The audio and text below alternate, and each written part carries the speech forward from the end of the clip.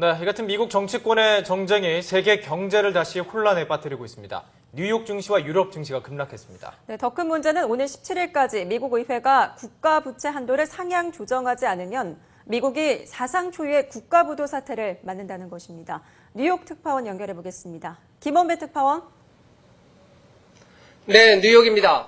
네, 뉴욕 증시와 유럽 증시 마감 상황부터 먼저 정리해 주시죠.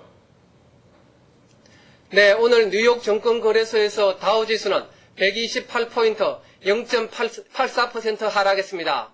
스탠더드앤푸어스 500지수는 10포인트 0.6% 떨어졌습니다.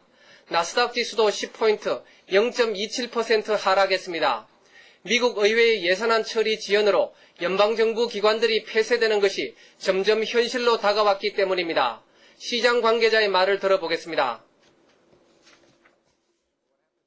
When we have this dysfunction, when we have this back and forth between the Senate and the House and the White House, you certainly have markets that don't like the uncertainty and tend to sell off.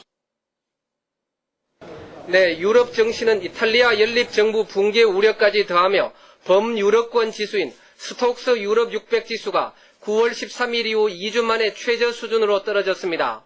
영국의 파이낸셜 타임스 100 지수와 독일 닥스 지수가 각각 1%씩 급락했고 프랑스 깍크 40 지수도 1.4% 급락했습니다.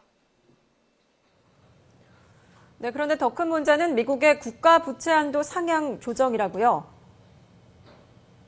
네, 그렇습니다. 미국은 우리나라와 달리 국가 부채 한도가 법으로 정해져 있습니다.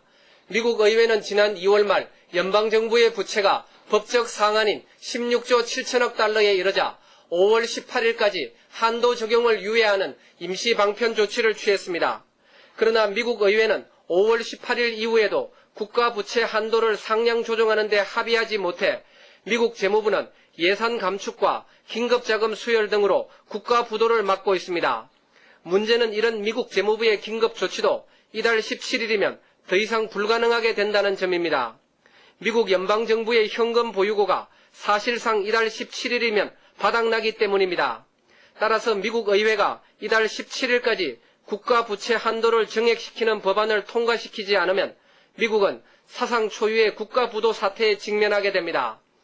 오바마 대통령은 지난 28일 미국의 국가 부채 한도가 상향 조정되지 않으면 세계 경제에 충격을 줄 것이라고 말했습니다.